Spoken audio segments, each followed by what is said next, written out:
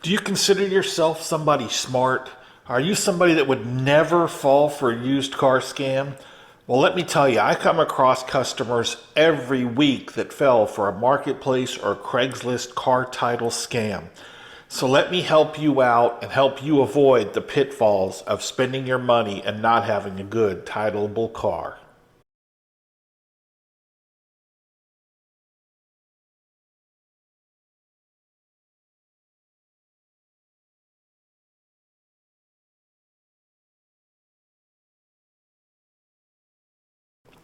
My name's Tom, and some people call me the sleazy used car dealer. And the reason I know people fall for this scam time and time and time again is I get calls all the time from folks that saw my Facebook ad, my YouTube video, and they have a no title car to sell. Or they're calling to ask me how to get a title for their car because they fell for a scam. Here's the most common scam you see. You'll see an ad on Craigslist or Facebook, and it'll tell you how great the car is.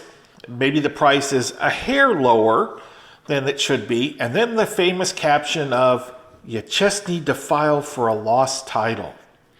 Let me tell you guys, that's a straight up scam. Let me tell you the next one to be afraid of. That is when somebody hands you a folded up title and says, here you go, and gets in their car and leaves. And let me guess, you also didn't meet them at their house. Also, their Facebook Messenger account had the name Fred Smith on it. No history, no photos, nothing. It's a scam. Let me tell you why.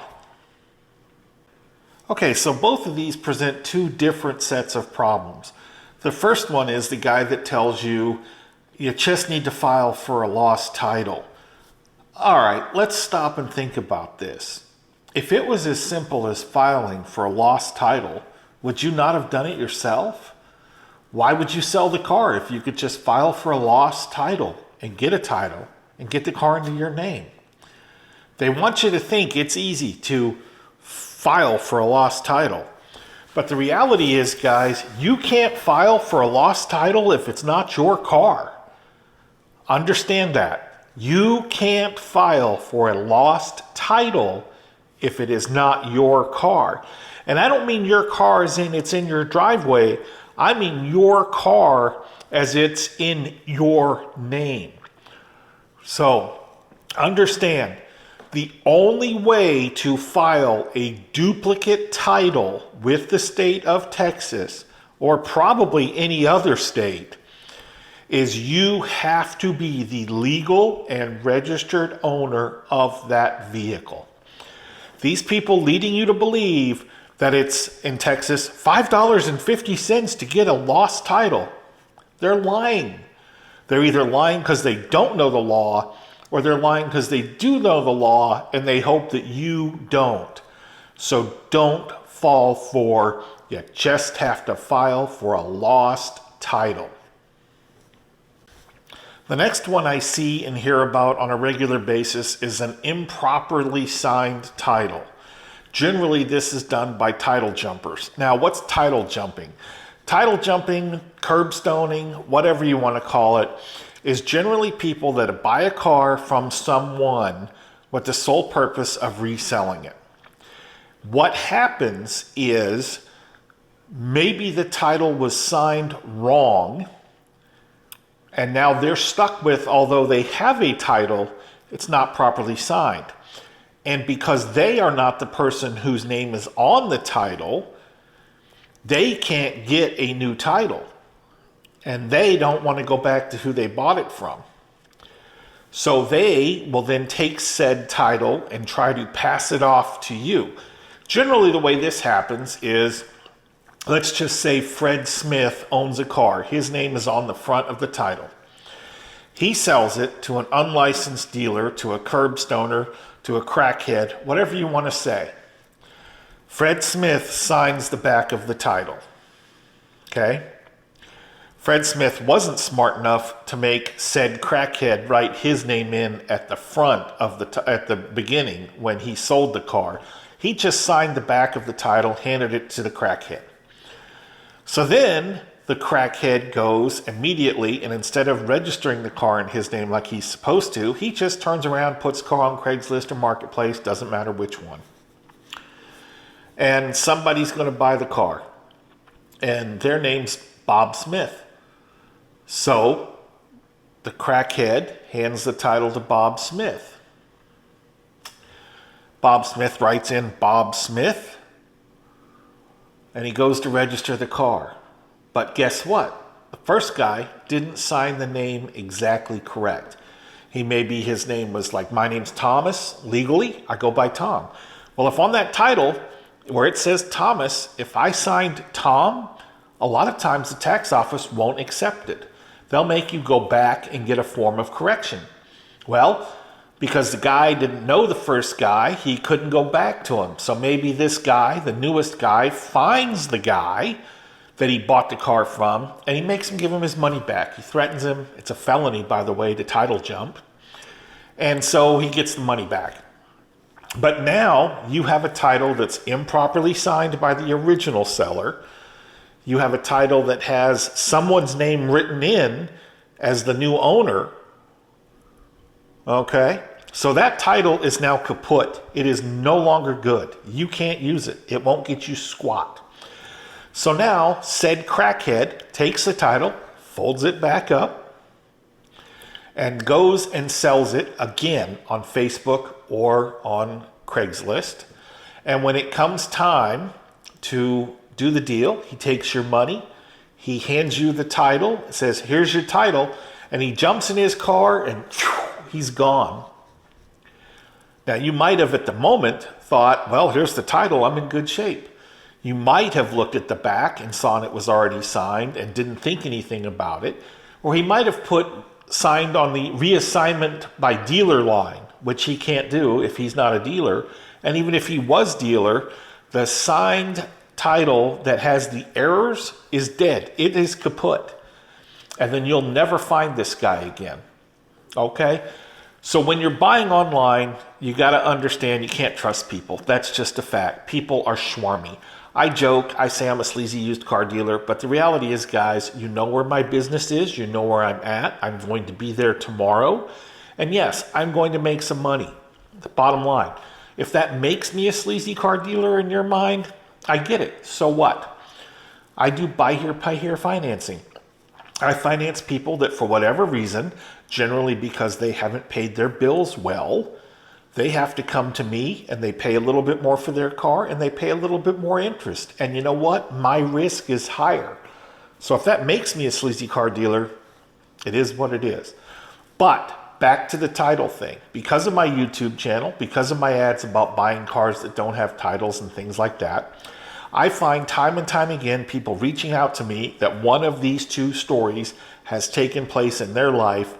They have now paid money, they bought a car, they cannot get a title to it, or the title that they have will not get the car registered.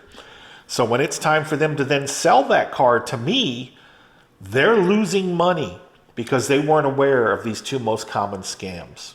I don't want that to happen to you. I'm not a jerk. I might come across as a jerk, but I hate people getting screwed over by other people. So I'm here to help with that.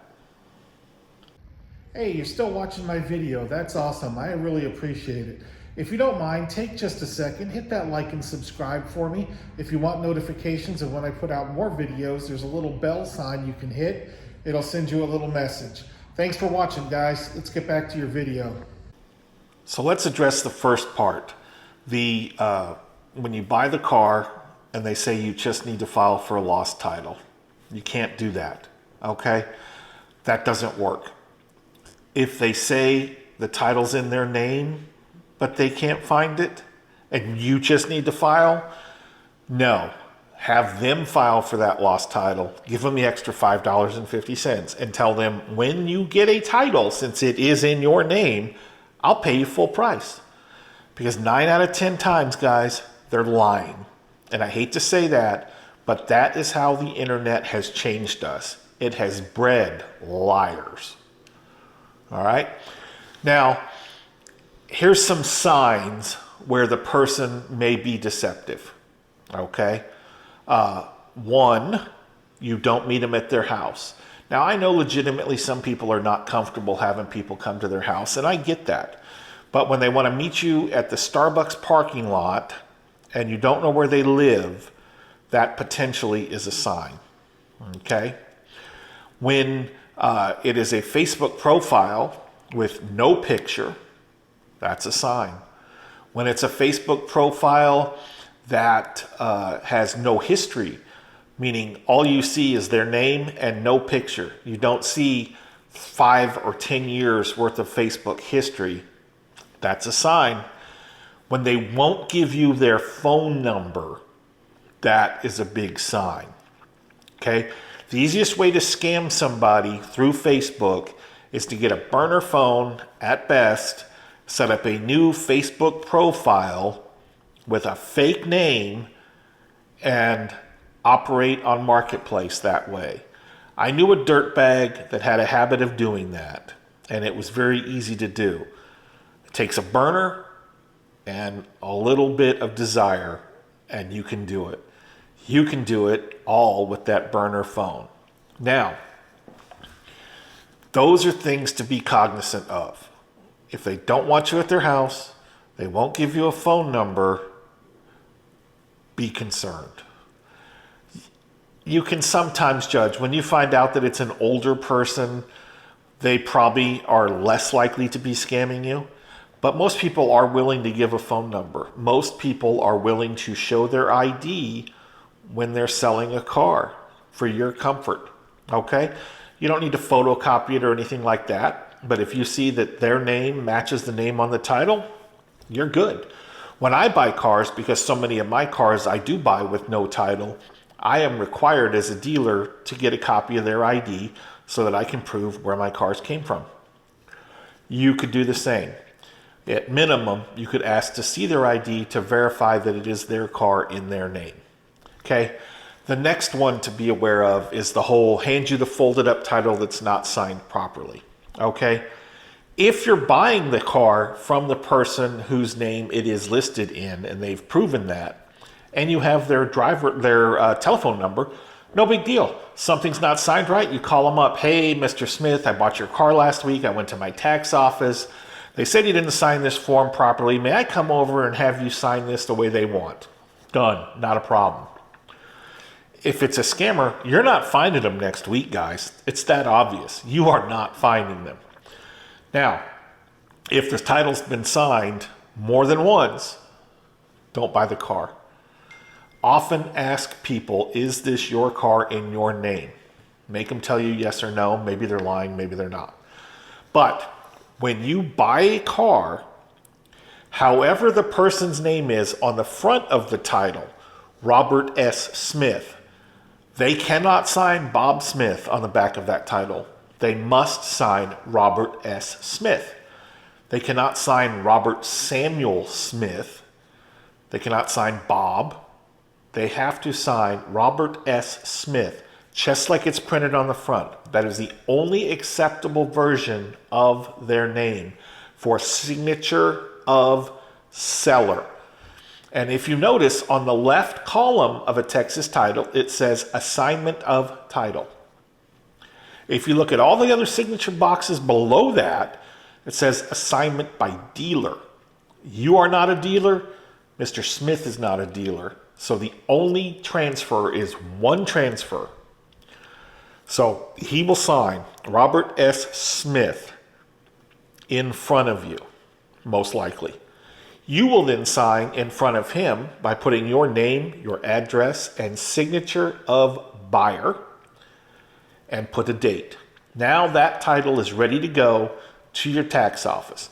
If you see any subsequent signature lines, or any wants you to do it under assignment by dealer, do not buy that car. You will not get a title. On the fluke that it is a curbstoning piece of shit dealer who is probably not the actual dealer you're dealing with, it's maybe his cousin or his friend that is selling the car saying he is a dealer. Dealers are required to take the title to the tax office, do your title transfer, and get your license plates, because the state of Texas does not want a dealer handing a title to a customer that is technically in a different customer's name and hoping that that guy is going to go to the tax office and transfer the title. So the only way you get the title in your hand is if you are buying it from the seller yourself. One assignment of title only. So that's it, guys. Words of advice from a sleazy used car dealer. Don't get taken buying a car on the internet, okay? I know people do that all the time, day in and day out. I get calls from people that have been scammed. I don't want you to be scammed. If you have any doubts or hesitations about these dirtbags, ask them to meet you at the tax office to get the title transfer done, and don't pay until then. If that's not going to happen, if the deal seems too good to be true, if they're acting shady, not giving a phone number, not letting you know where they live, all those kind of things, honestly, I know you want the car. I know you think you're getting a great deal. It's going to be better off just pass on the car and find one from a dealer that's reputable, or find one from an individual that is comfortable and understands your concerns. Don't pay up your money till you're positive it's going to be right, guys. I feel for these customers that call me all the time and they got scammed and now they're going to lose a bunch of money selling the car to me because I have to work out the title. Don't get scammed. Be patient. Understand if it's too good to be true, probably is. If you take a second, give me a like, a subscribe. If you're still watching, send me a comment. Tell me how you got scammed, almost got scammed, or avoided getting scammed. Love to have a discussion with you. Thanks for watching. Y'all have a great day.